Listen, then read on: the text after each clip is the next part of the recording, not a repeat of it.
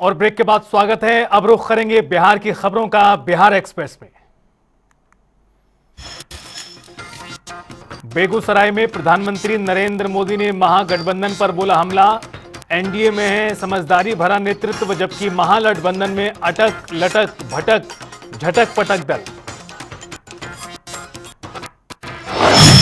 ताकि हमारी टीम दिलीप जी, सम्राट चौधरी जी, विजय सिन्हा जी से और मजबूती मिलती है। वहीं दूसरी तरफ लाठियां भाज रहा महागठबंधन है। ये लोग कैमरे पर आकर कुछ भी बोले, लेकिन पीठ पीछे एक दूसरे की खाल खींच रहे हैं। इस महागठबंधन में अटक दल है, लटक दल है, भटक दल है, झटक दल है और पटक दल है।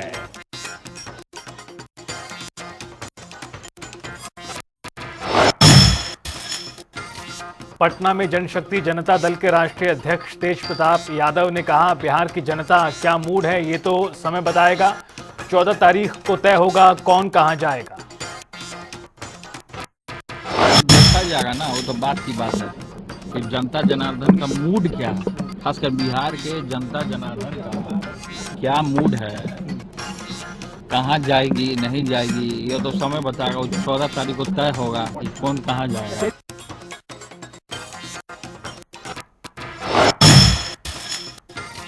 बेगूसराय में बिहार बीजेपी के अध्यक्ष दिलीप जायसवाल ने कहा, एनडीए को भारी बहुमत, नीतीश कुमार के नेतृत्व में लड़ेंगे चुनाव। मुख्यमंत्री पद पर वैकेंसी नहीं, 2025 में फिर से नीतीश सरकार।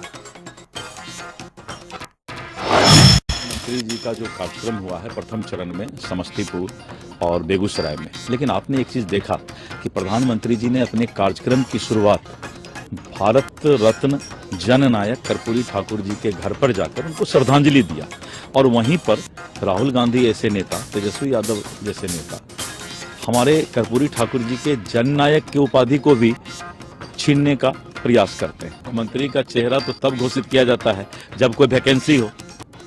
हम तो कहते हैं कि नरेंद्र मोदी जी के वहां पर जो नेतृत्व में और नीतीश कुमार जी ने जो विकास के काम किए हैं, नीतीश कुमार जी के नेतृत्व में हम चुनाव लड़ रहे हैं। तो जब नेतृत्व में चुनाव लड़ रहे हैं तब ये सवाल ही कहां उठता है, वैकेंसी ही नहीं है। 2025 फिर से नीतीश। तो वहीं बेगूसराय में एलजेपीआर सांसद राजेश वर्मा ने कहा, एनडीए के पक्ष में जबरदस्त रुझान, 2025 में 200 से ज्यादा सीटों के साथ बनाएंगे सरकार। बातों का बिल्कुल ऐतिहासिक सभा हुई, जिस तरीके से खगड़िया, बेगूसराय, मुंगेर की बड़ी संख्या में जनता की यहाँ मौजूदगी रही, और जिस उत्साह के साथ सबने एक साथ एक मत होकर दोनों हाथों को उठाकर उनकी बातों का समर्थन किया, स्पष्ट रूप से दिख रहा है कि पूरी तरीके से एनडीए के मत में, एनडीए के पक्ष में पूरी तरीके से रुझान है, और आने वाले समय में 200 पार के साथ हम लोग सरकार बनाने का काम कर रहे हैं। नहीं, हम लोग 100% स्ट्राइक रेट के साथ लोकसभा में आए थे। विधानसभा में भी हमारा प्रयास है कि जो हमारी सीटें हैं उसमें हम लोग 100% स्ट्राइक रेट के साथ ही आए। एक सीट जो हमारी है उस सीट पर नामांकन रद्द हुआ, वो हम लोग को उस बात की तकलीफ है जिन भी कारणों से हुआ, लेकिन अब आगे जो 28 सीट है वो 28 के 28 हम लोग कैसे जीते और एनडीए की सभी सीटों पर कैसे अपना 100% हम लोग समर्थन करें, ये हम लोग प्रयास कर रहे हैं। बेगूसराय में बिहार के उप मुख्यमंत्री विजय सिन्हा का दावा, पीएम के नेतृत्व में बिहार में समृद्धि, मान सम्मान और विकास, पलायन रुकेगा, बर्बाद करने वालों से मिलेगी मुक्ति।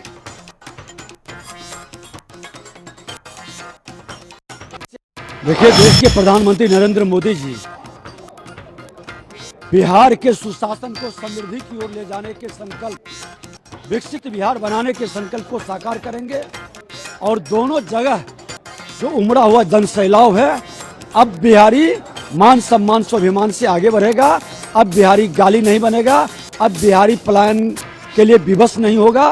बिहार को बर्बाद करने वाले से इस बार मुक्ति हर बिहारी संकल्पित है।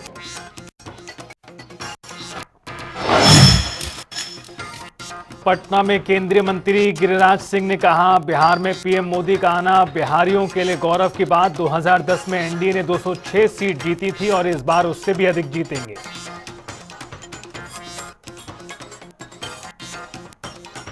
बिहार के लिए मोदी जी का आना प्रथम चरण में ये अपने आप में बिहार के लिए गौरव की बात है।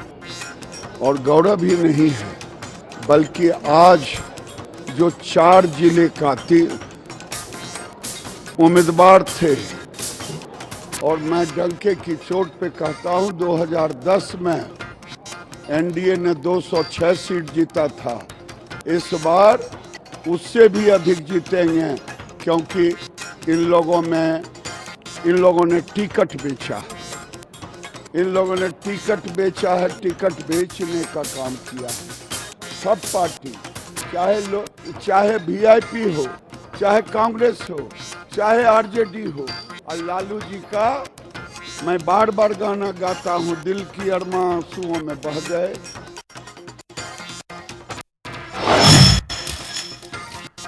पटना में केंद्रीय मंत्री जीतनराम मांझी का दावा, पीएम मोदी के नेतृत्व में बिहार में भारी बहुमत के साथ बनेगी एनडीए की सरकार। समस्तीपुर और बिहार वासियों ने जताया भरोसा। हुई ये पर्व के मद्देनजर रखे हम लोगों के समझ में आ रहा था कि भीड़ कम होगी, वहाँ लाखों की भीड़ थी। इस बात को खुद प्राइम मिनिस्टर ने कहा कि हम आभारी हैं समस्तीपुर के लोगों को और बिहार के लोगों का कि इधर दिवाली का पर्व, इधर छठ का पर्व, उसके बावजूद भी सुनने के लिए आए हैं, एनडीए के कार्यक्रमों को समझने के लिए आए हैं। नेतृत्व में विश्वास है और इसीलिए उनका प्रचंड विश्वास होके गया है कि आज बेगूसराय में भाषण दे रहे होंगे।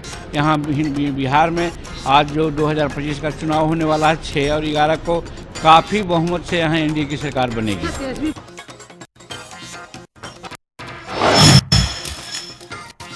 समस्तीपुर में प्रधानमंत्री नरेंद्र मोदी ने कहा, लोकतंत्र के महापर्व का बज चुका बिगुल, पूरा बिहार कह रहा फिर एक बार एनडीए की सरकार, फिर एक बार सुशासन सरकार, जंगल राज वालों को दूर रखेगा बिहार।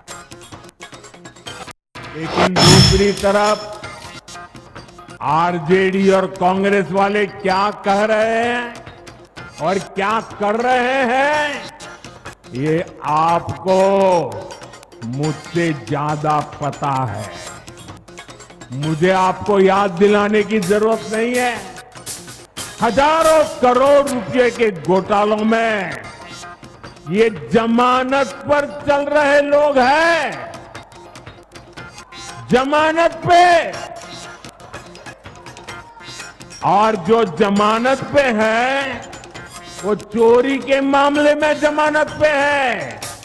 अब ये चोरी की इनकी आदत ऐसी है कि अब जननायक की उपाधि की चोरी में जुटे हैं।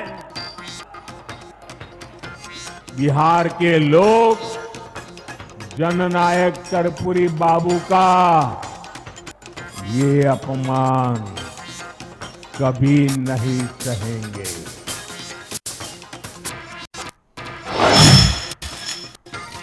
समस्तीपुर में सीएम नीतीश कुमार ने दिया बड़ा बयान, कहा एनडीए सरकार बनने के बाद से बिहार के विकास पर फोकस। फरवरी 2025 बजट में मखाना बोर्ड, एयरपोर्ट और वित्तीय सहायता की घोषणा की। आप सब जानते हैं कि जब 24 नवंबर 2025 को एनडीए जदयू बीजेपी की सरकार बनी थी, तब से बिहार के विकास में सब लोग लगे हुए हम लोग, और राज्य में कानून का राज है। सभी क्षेत्रों में तेजी से विकास हो रहा है, चाहे शिक्षा हो, स्वास्थ्य हो, सभी काम हो रहा है। शुरू से ही महिला सशक्तिकरण पर जोर दिया गया है। हाल ही में महिलाओं के रोजगार के लिए एक नई योजना और मुख्यमंत्री महिला रोजगार योजना शुरू की गई है, जिसमें हर घर की एक महिला को रोजगार शुरू करने के लिए 10,000 रुपये की राशि दी जा रही है। जनसुराज पार्टी के सूत्रधार प्रशांत किशोर ने प्रधानमंत्री मोदी के बिहार दौरे पर कहा, पिछले 15 साल में बिहार में पलायन, बेरोजगारी और अशिक्षा रोकने पर क्या किया, जवाब देना जरूरी। पीएम मोदी कई बार आ चुके हैं, जब आते हैं बिहार के लोगों का, गरीब जनता के पैसे से आकर चुनाव प्रचार करते हैं। उनको जवाब देना चाहिए कि भाई पिछले 15 साल में उन्होंने बिहार में पलायन रोकने के लिए क्या किया। पिछले 15 साल में बिहार के लोग क्यों गुजरात जाकर मजदूरी कर रहे हैं, ये मोदी जी को बताना चाहिए। उनको बताना चाहिए कि बिहार में बाढ़ कब रुकेगा, उनको बताना चाहिए कि बिहार में फैक्ट्री कब लगेगी। बेकार का बात इधर उधर का करने से कोई फायदा नहीं है। बिहार की सबसे बड़ी समस्या बेरोजगारी और पलायन है, अशिक्षा है। उसके बारे में मोदी जी क्या कहते हैं। दिल्ली में बीजेपी नेता शहजाद पूनावाला का तेजस्वी यादव पर निशाना, बोले रंगदारी वाला महागठबंधन का मॉडल जनता नहीं साथ खुद तेजस्वी मानते हैं एनडीए की बनेगी सरकार। हमने ये जनता की तथाकथित भागीदारी का मॉडल इस परिवार का देखा है।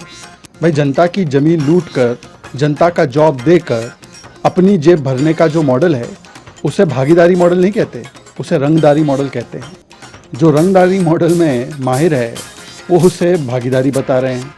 और जनता को साथ में लेकर सरकार चलाना तो दूर की बात है। पहले आप भाई को साथ ले लीजिए, बहन को साथ ले लीजिए, चलिए बाकी सब छोड़ दीजिए, पप्पू यादव को ही साथ ले लीजिए, अपने साथी दलों को साथ ले लीजिए। तो मुझे लगता है कि ये उपदेश जो तेजस्वी यादव जी दे रहे हैं, अभी तो मुख्यमंत्री पद के लिए कोई वैकेंसी नहीं है और हमने तो पहले ही कह दिया है कि नीतीश जी के नेतृत्व में ये चुनाव लड़ा जा रहा है। तो मुझे लगता है कि कम से कम आज तेजस्वी जी के इन चिंताओं को देखकर ऐसा प्रतीत होता है कि उनको भी वास्तविकता पता है कि एनडीए की ही सरकार बनने वाली है। पटना में जेडीयू के राष्ट्रीय कार्यकारी अध्यक्ष संजय झा का बयान, कहा कांग्रेस ने परिवारवादी रवैये से आरजेडी के तेजस्वी यादव को घोषित किया सीएम पद का उम्मीदवार। मंत्री पद का तो कोई वैकेंसी है नहीं और 25 से 30 नीतीश जी ही मुख्यमंत्री रहेंगे। और आप जानते हैं कि जिनको बनाया है वो रेलवे घोटाला में चार्जशीटेड है। डेली जाकर के कोर्ट में दिल्ली में अपीयर होना है। जो लोग उनको घोषणा किया है कांग्रेस वाले, वो भी भ्रष्टाचार में डूबा हुआ परिवार है। तो एक परिवारवादी पार्टी कांग्रेस दूसरे परिवारवादी पार्टी को मुख्यमंत्री का प्रत्याशी घोषित कर दिया। अब बिहार की जनता सब बात समझती है कि आपस में ही लोग गेम खेल रहे हैं। चार्जशीटेड अलग है, कोर्ट अलग जाना है। भ्रष्टाचार का आरोप कोर्ट ने एडमिट किया और ये हम लोग नहीं कह रहे, कोर्ट ने एडमिट किया है। और इसके अलावा उनका ट्रैक रिकॉर्ड परिवार का सब जानता है कि कैसा बिहार में उनका काम रहा है। वहीं पटना में बीजेपी सांसद रवि किशन ने कहा, एनडीए बिहार में ऐतिहासिक जीत की और इन महागठबंधन लोगों को आपस में खेलने दीजिए कबड्डी। ऐसा जीत एनडीए का कभी ना हुआ था इसके पहले। ऐतिहासिक जीत की और है। इन लोगों के आपस में कबड्डी खेले था, कुछ नहीं है। इस वक्त बिहार का बच्चा, माँ, बहन, बेटी, माई छठ का कृपा बाटे, सीता माई का कृपा बा। देखिए ऐतिहासिक जीत होगा मोदी जी और नीतीश कुमार के लिए। आप लोग सोच नहीं सकेंगे, ये रिकॉर्ड हम बोलते हैं। याद रखिए ये बात, आप सुन लाई बात। इससे पता चलता है मानसिकता क्या है। इससे पता चलता है कि इन लोगों के लिए खाली वो समुदाय एक वोट बैंक की राजनीति है और वो समुदाय अब जाग जाना चाहिए। वो समुदाय नीतीश जी के साथ रहा है, मोदी जी के भी साथ रहा है। पटना में केंद्रीय मंत्री एवं एलजेपीआर के राष्ट्रीय अध्यक्ष चिराग पासवान ने महागठबंधन को घेरा। कहा इनको सिर्फ वोट बैंक बनाकर रखना है। मुस्लिम समुदाय की बात करेंगे लेकिन जब वक्त आएगा तब नहीं देंगे प्रतिनिधित्व। तो ये न कि इनको सिर्फ वोट बैंक बना के रखना है, ऐसे समुदाय को मुसलमानों की बात करेंगे, जब रिप्रेजेंटेशन की बात आएगी तो रिप्रेजेंटेशन देंगे नहीं, उनको डरा के धमका के अपने साथ वोट बैंक रखना चाहेंगे। सैनी साहब को ही देख लीजिए, अपना समझौता हो गया, खुद डिप्टी सीएम बनने की घोषणा हो गई तो भूल गए, सीटें मिले नहीं मिले, अपने समाज के बाकी लोगों को लड़ा पाए नहीं लड़ा पाए। ये सिर्फ अपनी व्यक्तिगत महत्वाकांक्षाओं की लड़ाई महागठबंधन के घटक दल लड़ रहे हैं। अरे जो लोग अभी तक चुनाव प्रचार में नहीं निकले, ये लोग बिहारियों की चिंता करेंगे। आज से ये लोग चुनाव प्रचार शुरू कर रहे हैं। अभी तक तो भैया हम लोग का गला फंस के ठीक भी होने पे आ गया, हम लोग इतना प्रचार कर चुके हैं और ये लोग अभी तक निकले नहीं है। इन लोगों को सिर्फ आपसी महत्वाकांक्षाओं की लड़ाई लड़नी है बिहारियों से। बिहार बीजेपी के अध्यक्ष दिलीप जायसवाल का बयान, नीतीश कुमार के नेतृत्व में चुनाव 2025 में फिर से नीतीश। कहा जो मुख्यमंत्री है उनके चेहरे पर लड़ रहे, नई घोषणा जरूरी नहीं। इस तरह का जंगल राज जो आप बोल रहे हैं कि लालू जी का जो 15 वर्षों का शासन रहा और बिहार को कितना पीछे धकेलने का काम उन्होंने किया, अपहरण, नरसंहार और बहू बेटियां तो शाम के बाद घर से बाहर नहीं निकल सकती थी, रोड नहीं था, गड्ढा था और पूरे बिहार का इंफ्रास्ट्रक्चर हालात जो है बहुत खराब हो गया। इसलिए बिहार की जनता और विशेष करके जो नए मतदाता बने हैं, युवा हैं, उनको पता है कि ये लालू जी का जमाना और ये जंगल राज फिर से बिहार में नहीं आना चाहिए। इसीलिए बिहार के मतदाता ने मोदी जी के गारंटी पर और नीतीश कुमार जी के विकास और कानून के राज पर फैसला लिया है मतदाताओं ने कि एनडीए का 2/3 से ज्यादा बहुमत से सरकार बनाएंगे। राघोपुर में आरजेडी नेता तेजस्वी यादव का वादा, अगर मैं मुख्यमंत्री बना तो बिहार का हर नागरिक बनेगा सीएम, अपराध और भ्रष्टाचार मुक्त राज्य बनाएंगे, महागठबंधन का ये संकल्प।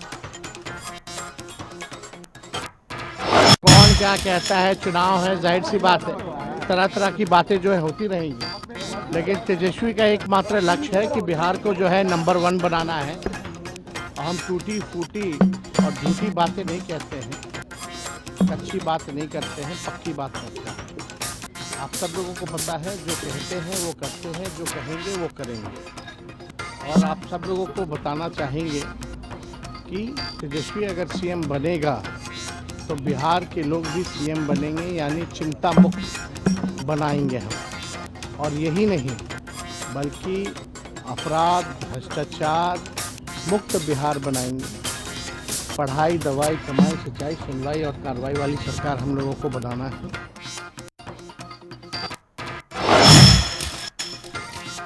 तेजस्वी को मुख्यमंत्री चेहरा घोषित करने पर बीजेपी के राष्ट्रीय प्रवक्ता शहजाद पूनावाला का तंज, बोले राहुल गांधी के करीबी ने ही कहा बिहार में वोट सिर्फ राहुल गांधी के चेहरे पर मिलेंगे। अनाउंस किया है, कितना लोगों ने सपोर्ट किया है वो तो तभी दिखाई दे रहा था जब तेजस्वी जी के चेहरे पर सवाल खड़े करते हुए पप्पू यादव, जो राहुल गांधी के सबसे विश्वस्त और खास माने जाते हैं, उन्होंने कहा कि राहुल गांधी का ही चेहरा जो है वो बिहार में वोट ला सकता है और किसी का चेहरा काम नहीं करेगा। तो मुझे तो लगता है कि तेजस्वी जी जनमत तो बहुत दूर है, आपको तो जनपद और संगत का भी इंडोर्समेंट मिला नहीं है। और जहाँ तक एनडीए का सवाल है, भाई एनडीए का तो अलायंस ही मिशन और विजन वाला है, इसीलिए 2 चरणों के नामांकन से पहले ही हमने अपनी सीटें तय कर ली, हमने अपना चेहरा नीतीश कुमार जी को तय कर लिया। और आज जो है वैकेंसी ही नहीं है जब चीफ मिनिस्टर की, जब ऑलरेडी सिटिंग चीफ मिनिस्टर है। और हमारा तो पुराना अनुभव भी है कि किस प्रकार से छोटी पार्टी होने के बाद भी हमने नीतीश जी को मुख्यमंत्री 2020 में भी बनाया।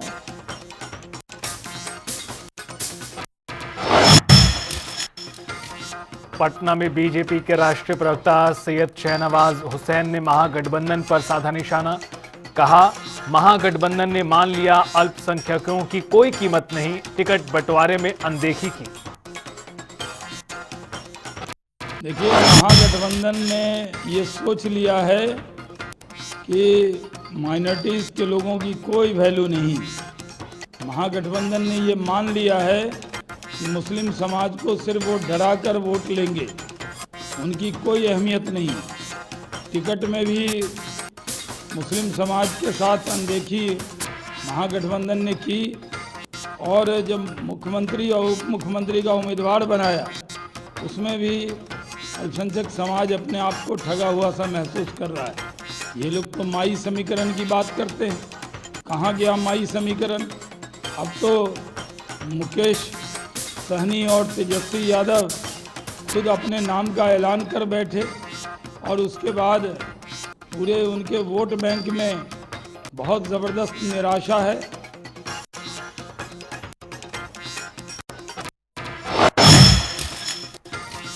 पटना में वीआईपी के संस्थापक मुकेश सैनी ने बिहार विधानसभा चुनाव पर कहा, क्या एक मल्लाह के बेटे के सरकार बनाने से बीजेपी को दर्द?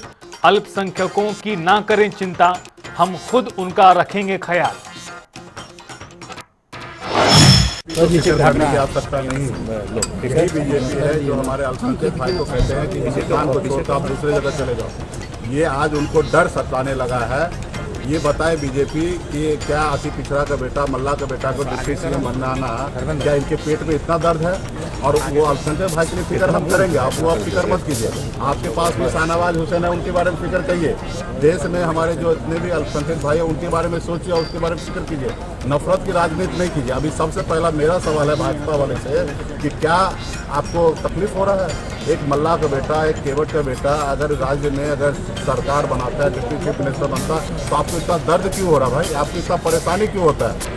आप तो हमें तो पता है कि आपको दर्द और परेशानी इस बात का होता है कि गरीब पिछड़ा का बेटा कैसे राज्य में डिप्टी सीएम बन सकता है? कैसे हमने मंत्री बना तो आपने कैसे हमारे विधायक को खरीद लिया, हमको सरकार से बाहर कर दिया? पहले इस सवाल का जवाब दें। मंत्री संतोष सुमन का तंज, ज्यादा सीटों पर लड़ने के बावजूद आरजेडी की छोटी भूमिका। कांग्रेस आरजेडी दोनों एक दूसरे से बड़े दिखने की होड़ में तेजस्वी की घोषणा कोई बात नई नहीं है।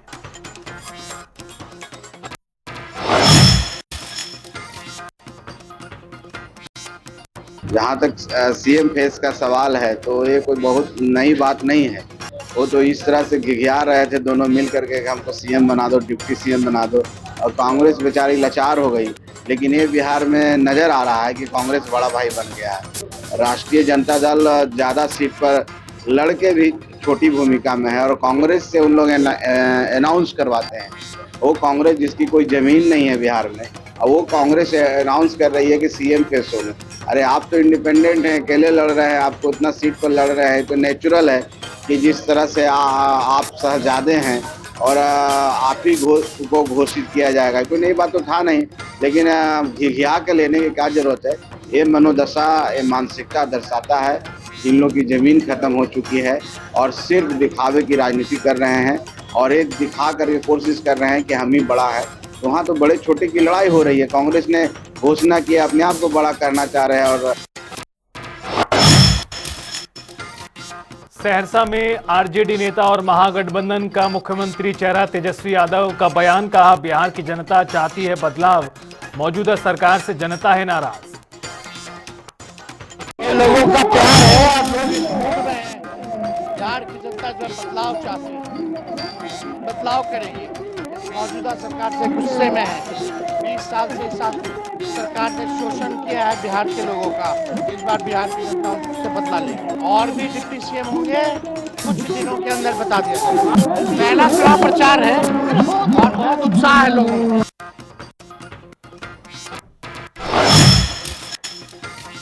और चलिए बुलेटिन में आगे बढ़ते हैं, जहां बिहार विधानसभा चुनाव के नजदीक आते ही मोतिहारी में एक पुराना मुद्दा एक बार फिर से सबसे अहम बन गया है। यह मुद्दा है श्री राम हनुमान चीनी मिल को बंद करना। यह चीनी मिल 2002 से बंद है, 2 दशक से ज्यादा वक्त बीत चुका है, लेकिन इसे दोबारा शुरू कराने का हर राजनीतिक दल का वादा अब तक खोखला ही है। बिहार विधानसभा चुनाव के नजदीक आते ही मोतिहारी में एक पुराना मुद्दा एक बार फिर से सबसे अहम बन गया है। ये मुद्दा है श्री हनुमान चीनी मिल को बंद करना। ये चीनी मिल 2002 से बंद है। 2 दशक से ज्यादा वक्त बीत चुका है, लेकिन इसे दोबारा शुरू कराने का हर राजनीतिक दल का वादा अब तक खोखला ही साबित हुआ है। शांत झील के किनारे स्थित इस कारखाने की ऊंची चिमनियां अब उगी हुई झाड़ियों और मोतिहारी का चीनी मिल का मामला न्यायालय में चल रहा है। तो न्यायालय का जब फैसला आएगा तो सरकार सोचेगी। 225 सीट एनडीए लाकर बिहार में प्रचंड बहुमत की सरकार बनाने जा रही है। बिहार की जनमानस, बिहार की मतदाता मन मिजाज बना लिया है कि हम एनडीए गठबंधन को वोट अपना बटन दबाकर हम मजबूती के साथ अपना मत का उपयोग करेंगे। 40 एकड़ में फैली इस चीनी मिल पर अपने श्रमिकों का करोड़ों रुपए बकाया है। इसके बंद होने से पूर्वी चंपारण जिले के हजारों किसान प्रभावित हुए हैं। चीनी मिल का समस्या बहुत दिनों से है। चीनी मिल पहले यहाँ था, ये राजनीति का केंद्र बिंदु बन गया था। इसमें तिवारी जी आए, कम्युनिस्ट पार्टी के विधायक, राजनीति शुरू कर दिया। लोग स्टाफ को भड़का के चीनी मिल को डैमेज किया लोग। उसके बाद प्रमोद जी आए, वो भी उसको नाश किए और चीनी मिल धीरे धीरे बंद हो गया। कर्मचारियों का भुगतान नहीं हुआ। धीरे धीरे चीनी मिल का सारा संपत्ति और जमीन बिक गया। आज चीनी मिल के कर्मचारी अलग भुखमरी पर है और खुलने का कोई आसार नहीं। मोतिहारी के मतदाताओं के लिए बेरोजगारी दूसरी बड़ी चिंता है। उनका कहना है कि चीनी मिल बंद होने की वजह से हालात और भी बदतर हो गए हैं। अभी सबसे बड़ा मुद्दा रोजगार का है। इंडस्ट्रीज के नाम पर यहाँ एक चीनी मिल थी जो कि बंद हो गई। अब वो ऐसा नहीं लग रहा है कि निकट भविष्य में खुलेगी। तो अगर यहाँ के जो भी हमारे नेता आने वाले हैं या जो वो कंटिन्यू करेंगे, तो वो एक ऐसा डेवलपमेंट करे ताकि यहाँ के लोग जो यहाँ रह रहे हैं, शिक्षित बेरोजगार लोग हैं, उनको रोजगार मिले। ये बड़ी मुद्दा है लोगों के पास कि स्किल्ड लोग भी हैं लेकिन उनके पास कोई रोजगार नहीं है, जिसके चलते वो यहाँ से पलायन हो रहा है। इस आगामी विधानसभा चुनाव में जो मुख्य मुद्दा है मोतिहारी के जनता के दिमाग में, वो है इस शहर और इस विधानसभा क्षेत्र में पूर्व में किस तरीके का विकास हुआ है और आगे जो जिस प्रतिनिधि को वो चुनने जा रहे हैं, वो प्रतिनिधि इस क्षेत्र का कैसा विकास कर सकते हैं। विकास इंफ्रास्ट्रक्चर के रूप में ऐसा विकास जो यहाँ के लोगों को रोजगार दे, यहाँ के लोगों के पलायन को रोके, लोगों को अपने घर में रोजगार मिल सके। यहाँ कुछ ज्वलंत मुद्दे हैं, कुछ इंडस्ट्रीज हैं जो पहले चलती थी वो बंद पड़ी हुई हैं। मोतिहारी में बिहार विधानसभा चुनाव के दूसरे चरण में 11 नवंबर को मतदान होना है। वोटों की गिनती 14 नवंबर को होगी। फिलहाल इस बुलेटिन में इतना ही। आप देखते रहिए जनता टीवी।